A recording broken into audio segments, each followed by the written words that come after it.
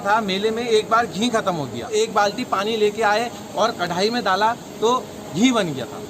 तो दोस्तों वही घी कहाँ से आ रहा था, कैसे आ रहा था, वो उसकी आज मैं आपको कहानी बताने वाला हूँ। दोस्तों श्री नंद लाल जी थे हल्द्वानी में, जिनकी घी की दुकान थी और वो घी यहाँ सप्लाई किया करते थे। और विशेष वो आए थे सत्संग सुनने के बाद। बाबा जी ने नंदलाल जी से पूछा सत्संग कैसा हुआ, तो नंदलाल जी बोले कुछ विशेष नहीं, माँ की दुआ टाली नहीं जाती, माँ की दुआ खाली नहीं जाती। 4 बर्तन माज के माँ 4 बच्चों को पाल लेती है, पर 4 बच्चों से एक माँ पाली नहीं जाती। नीप करोरी बाबा जी, नीप करोरी बाबा जी, नीप करोरी बाबा जी, नीप करोरी बाबा जी, नीप करोरी बाबा जी, नीप करोरी।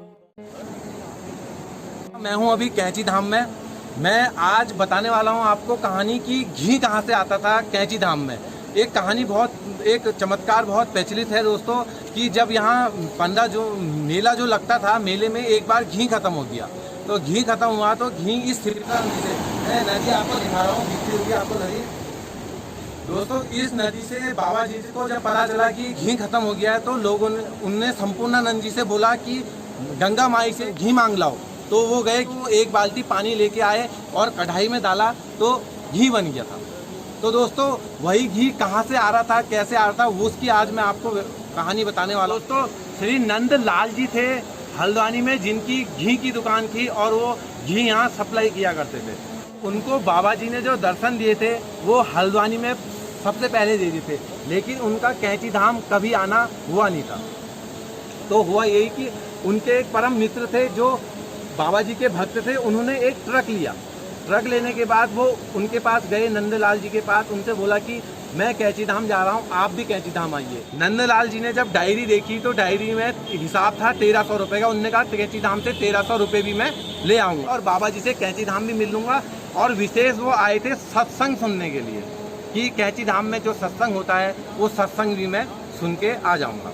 तो दोस्तों वो वहाँ से चले हल्द्वानी से, तो रात के 11 बजे के समथिंग वो यहाँ कैंची धाम पहुँचे। उस वक्त बाबा जी ऊपर धर्मशाला में छत में तखत में बैठे हुए थे। तो जैसे ही वो पहुँचे तो बाबा जी ने सारे भक्तों को प्रसाद लेने के लिए भेज दिया और सिर्फ नंदलाल जी को अपने पास बैठा लिया। बैठाने के बाद उन्होंने कंधों से कंबल हटा के एक गड्डी नोटों की निकाली और नंदलाल जी को दी। नंदलाल जी ने वो गड्डी गिननी शुरू की, 1100 रुपये थे, 200 रुपये फिर भी कम थे। और उसके बाद नंदलाल जी से कहा कि तुम प्रसाद लेके आओ। लेने के वो जब प्रसाद लेके आए उसके बाद वो उनके मन में चिंता थी कि मैं रहूँगा कहाँ। तो बाबा जी ने उनको एक कमरा भी प्रोवाइड कर दिया था यहाँ धर्मशाला का। अब उनके मन में चिंता होने लगी कि मैं बिस्तर तो लाया नहीं हूँ, सोऊंगा कैसे। जब वो कमरे के अंदर गए तो वहाँ 2 नए बिस्तर लगे हुए थे। वो प्रसन्न हुए और उनने कहा कि बिस्तर बाबा जी ने पहले से लगा रखे हैं। और उसके बाद फिर बाबा जी ने अपने पास बुलाने को नंदलाल जी को बुलाया और फिर 200 के नोट दिए और पूरा 1300 का हिसाब पूरा किया। और उसके बाद बाबा जी ने नंदलाल जी से पूछा सत्संग कैसा हुआ, तो नंदलाल जी बोले कुछ विशेष नहीं। और उसके बाद बाबा जी बोले कि गुरुजनों के स्थान पर नहीं जाया करते हो। बिना उत्तर दिए नंदलाल जी वेशभूषा और बाबा जी के ठाठ ठिठोलों में ही रह गए। उसके बाद बाबा जी के ही बारे में चर्चा करने लगे और स्वयं ही बोलने लगे कि बाबा जी तो बहुत ऊंचे संत हैं, यहाँ का सत्संग तो बस आओ खाओ और जाओ है। तो दोस्तों यहाँ जो भी है, बाबा जी वो सत्संग सुनने आए थे लेकिन उनको केवल खाने को मिला, तो उनको ये लगा कि यहाँ का सत्संग केवल आओ खाओ और जाओ है। तो दोस्तों इसी के साथ मेरे को एक नाम मैं नहीं लूँगा, उनका कमेंट आया था, कुछ मेरी फ़ोन में भी बात हुई थी। वो ये बोले थे कि घर की परिस्थितियों से मैं परेशान हूँ। भाभी जी जब भी कुछ बांटती हैं तो आधा इधर बांट देती हैं, अपना ज़्यादा ले लेती हैं, मेरे को कम दे देती हैं। कुछ इस तरीके से उनके पारिवारिक प्रॉब्लम है। एक मेरे को कहानी याद आ रही है कि एक माँ थी, माँ के 2 बेटे थे। दोस्तों एक वो है कहावत है कि माँ की दुआ टाली नहीं जाती, माँ की दुआ खाली नहीं जाती। 4 बर्तन माज के माँ 4 बच्चों को पाल लेती है, पर 4 बच्चों से एक माँ पाली नहीं जाती। तो दोस्तों उस माँ के 2 बेटे थे, छोटे छोटे बेटे थे। उसको बड़ा किया, पाला पोसा। उसके बाद बच्चों ने सोचा कि हम तुम्हारे लिए बहू लाते हैं और माता का हाथ बटाएंगी उसमें। घर के कामों में। लेकिन हुआ उल्टा, बहू जो आई वो उल्टी आ गई, गलत आ गई। आने के बाद वो माँ का काम नहीं करने लगी। और उसके बाद एक दिन ऐसा हो रहा था कि माँ उनकी 10 बजे रात बर्तन मल रही थी, खन खन की आवाज़ आ रही थी। और वो 2 के 2 लड़के अपनी पत्नियों के साथ अपने बेडरूम में बैठे थे। और उनकी बड़े बेटे की पत्नी बोली कि अपनी माँ को समझाओ, जाके कहो कि यार ये बर्तन मल रही है, हमें सोने में डिस्टर्ब कर रही है, रात को भी सोने में डिस्टर्ब करती है। और सवेरे जब तुम्हारे 5 बजे हम सो रहे होते हैं तो सवेरे 5 बजे उठ जाती है, पूजा पाठ करती है, जाके माँ को हड़का के आओ, डांट के आओ। तो वो बड़ा बेटा पत्नी का गुलाम था, तो वो पत्नी से तो कुछ नहीं कह पाया, लेकिन अपनी माँ के पास गया। जब माँ के पास जा रहा था किचन में, तो छोटे बेटे का कमरा पड़ता था, छोटे बेटे के रूम में भी वही सब कुछ हो रहा था। छोटा बेटा भी वहाँ से बाहर आया। आने के बाद उसने बड़े बेटे से मिला और बड़े बेटे 2 के 2 माँ के पास गए। तो वो इस एम में गए कि हम माँ को डांटेंगे, ये करेंगे। लेकिन वहाँ पर कुछ दूसरा हुआ। उन दोनों ने अपनी माँ से बोला कि माँ, हम तुम्हारे लिए बहू लाए थे कि तुम्हारा हाथ बटाएंगी, लेकिन वो हाथ नहीं बटा रही, तो चलो हम तुम्हारे साथ बर्तन मलते हैं। तो वो बेटे 2 के 2 अपनी माँ के साथ बर्तन मलने लग गए और रोज की प्रक्रिया वही होने लगी। और उन्होंने उसके बाद ये बोला कि माँ, हमको 5 बजे रोज सुबह उठा देना, हम भी तेरे साथ पूजा करेंगे।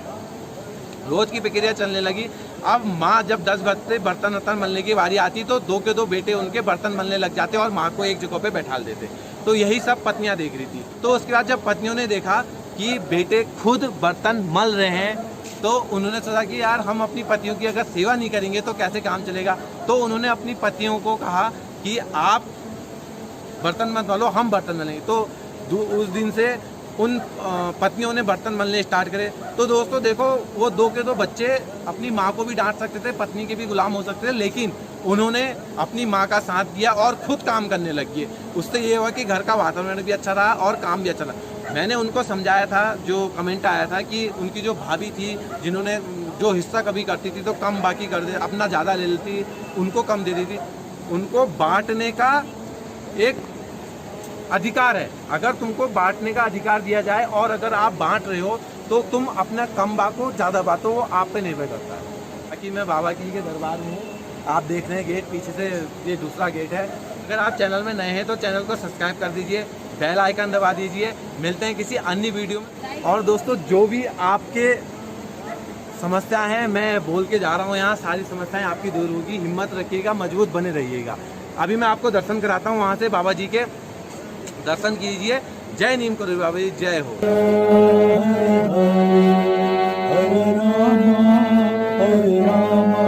हरे राम राम राम हरे राम राम राम हरे राम राम राम हरे राम राम राम हरे कृष्णा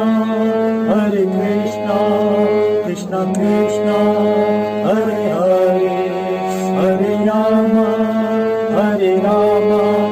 राम राम